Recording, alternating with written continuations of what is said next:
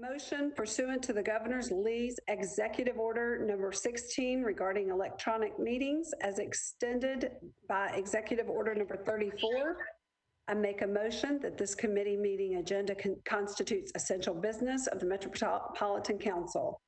At that meeting, electronically is necessary to protect the health, safety, and welfare of Tennesseans in light of the COVID-19 outbreak. Do we have a motion? So moved. Second. Yes. Great. So moved. So the Personnel, Public Information, Human Relations, and Housing meeting shall begin. I detect a quorum. Resolution RS 2020-358 by Mendez adopts a new pay plan for the general employees of the Metro government of Nashville and Davidson County, excluding employees of the Board of Health, Board of Education, and the police and fire departments effective July 1, 2020. Do we have a motion? Move approval. I'll make a motion. Do we have a second? Second. Is there any discussion? All right, all four? Aye. Aye. Aye. Aye. Any opposed? Any abstentions? Okay, moving on. Resolution RS 2020-359, Mendez, adopts a new pay plan for employees of the Metro Board of Health effective July 1, 2020. Do I have a motion?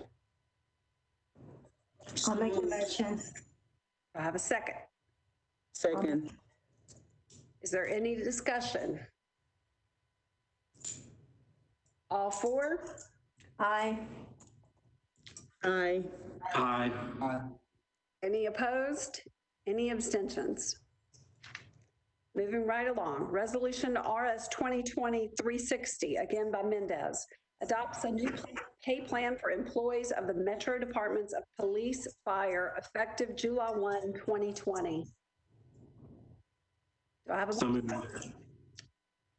Second. second? Great, heard a second. Any discussion? Yep. All four? Aye. Aye. Any opposed? Any abstentions? All right, moving right along. Resolution RS 2020-361, Mendez and Hurt, repeals for a period of 1 year the payment of longevity pay for employees of the Metro government of Nashville and Davidson County, including employees of the Metro Board of Health, and the payment of longevity pay supplement for certain employees. Move to approve. Second. Is there any discussion? Madam Chair, I do have one question about it. Do we know, so it won't be paid this year, but I guess next year, assuming it's back in place, when the employee is to get their longevity pay, it's going to be for their actual years of service. It's not going to be deducted for a year since we skipped longevity this year, right? Well, that is correct. Council, was that John Cooper? Yeah, yes. Yes, please.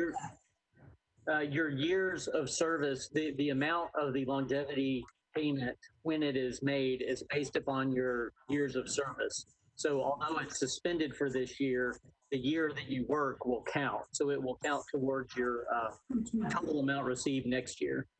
Okay, that's what I thought. I just wanted to confirm. Thanks. Great question. Any other discussion? All right, all in favor? Aye. Any against? Any abstentions? All right. Resolution RS 2020-387, Vercher and Mendez. Request the Director of Finance, the Director of Human Resources, and the Metro Civil Service Commission to take the actions necessary to approve the creation of a Chief Diversity Officer and Workforce Diversity Manager as classified service positions within Metro government, and to submit an ordinance to the Metro Council to create these positions. Move to approve. Do I have a second? Second. Second. Is there any discussion?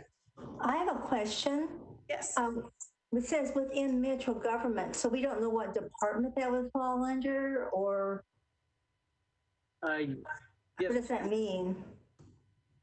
So the workforce diversity manager would be under the Department of Human Resources. Okay, And Chief Diversity Officer would be under the Finance Department. so they're not under the same departments? Okay, No, that was proposed by the sponsors of the legislation. do you know why that was? I'm sorry, I can't answer why. Yeah, I mean, yeah, so do you know why they're split between two different departments? I think it's because the Chief Diversity Officer is looking more at procurement type things and stuff that related to finance, and the Okay, diversity all right. manager is more HR related. Okay, I got it. Now I understand. Just the names alone, it seemed confusing. Okay, thank you. I'm okay. Council Lady, did you get your answer? Yeah. Any other discussion on this? Okay, all in favor? I Any opposed? Any abstentions? All right, we're through the resolutions. Moving on to bills on third reading. BL 2020-294 by Mendez and Allen repeals the Metro Code and abolishes the Community Education Commission effective July 1st, 2020. Move to approve. second. Second. Great. Is there any discussion?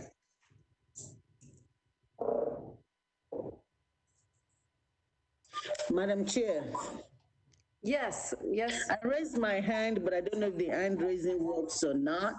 And I know that this could be a mute point with some of the amendments we're looking at, but I just want to go on record that I'm against this bill, and so I'm voting against it. Thank you. Thank you, Council Lady Zolfett. Any other discussion?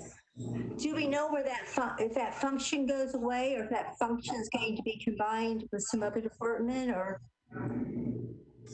I think that, if I may answer, Madam Chair, Please do. depending on which budget we pass tonight, I think that the commission will still be there if we pass the mayor's or Chairman Mendez. If we pass Councilmember O'Connor or Glover, the department will go away. We talk about the possibility of it being absorbed into other departments, but the question that I asked the last time is, there is a hiring freeze, so we really cannot guarantee that that would happen. That's all I know. I don't know if Mr. Cooper wants to add to that. Okay. Summed it up well.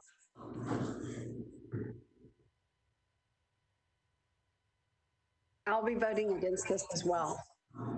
Is there any other discussion?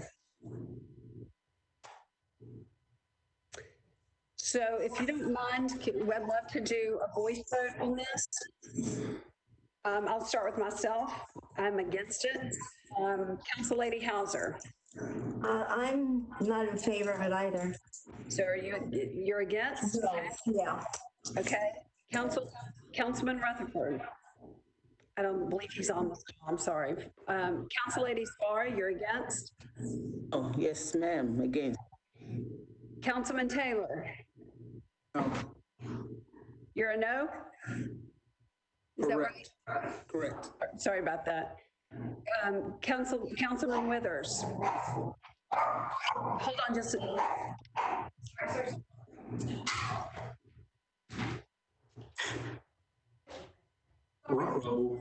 I apologize. That is so inappropriate. I'm so sorry. It was going to get really loud in here. It's working from home, baby.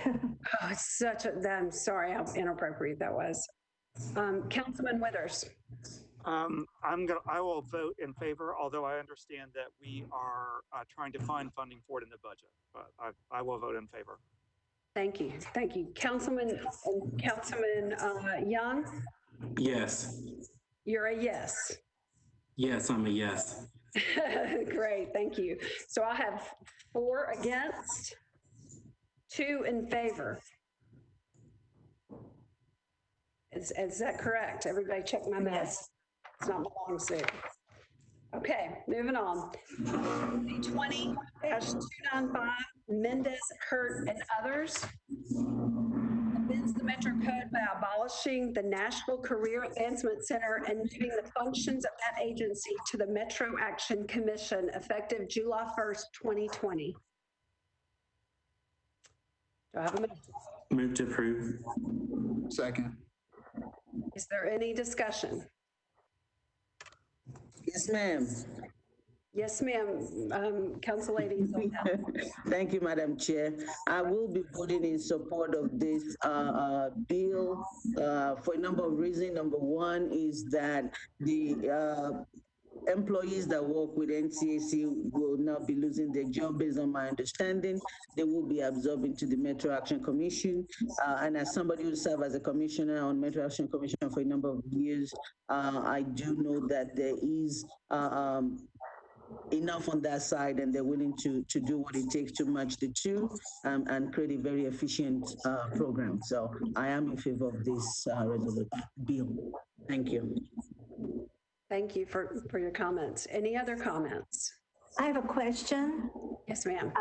Will all the functions that were the National Career Advancement Center going to be carried forward just under a different head? Because I know they did good work in helping people get trained for different jobs and helping those that were unemployed put their resumes together and find a job.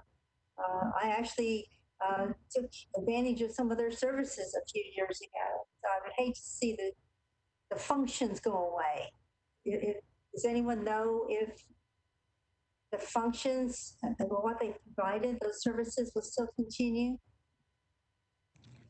That is my understanding, although I see Dr. Kroom on the phone. I don't know if she can be allowed to speak. She's with the Metro Action Commission, but as a board member, that is my understanding, because some of the things that NCAC is doing, Metro Action Commission is also doing.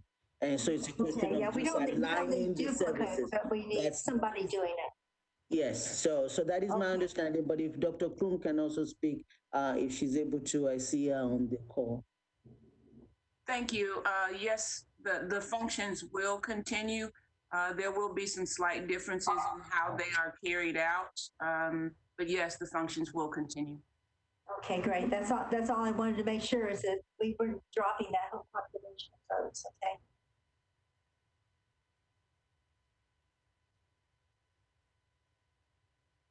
Is there any other discussion? Madam Chair, I would like to speak, although I'm not a member of the committee. This is Councilwoman Sharon Hurt. And that is, I agree with Dr. Coombs and Councilmember Swarer. Those efforts will still continue under Metro Action, who is more than capable to provide the services that the local people need. The NCAC did serve quite a few people who were on a state level, and those services have been dispersed among other departments within the state. So they will not necessarily be losing or missing any of the services that are being provided, but they were basically scaling back and streamlining in order to maximize what they had and minimize the cost. Thank you. Thank you, Council Lady Hurt, for your clarity on that. Madam Chair, may I be recognized? I'm not on the committee. Yes, Council Lady Porterfield. Thank you so much. I just had a question for the director, Director Kroom, if you will allow her to answer the question. I just wanted to confirm that there would not be any layoffs from the merger. It was my understanding that some of the individuals were not able to retain their positions. So if I could just get some clarification on what that looks like for the employees, I would definitely appreciate it. Thank you. Some of the employees are being absorbed by the Metropolitan Action Commission. There's 14 total employees, one of whom was a retiree from Metro who was working part-time, another who was an intern. 7 of those employees are being absorbed by the Metropolitan Action Commission.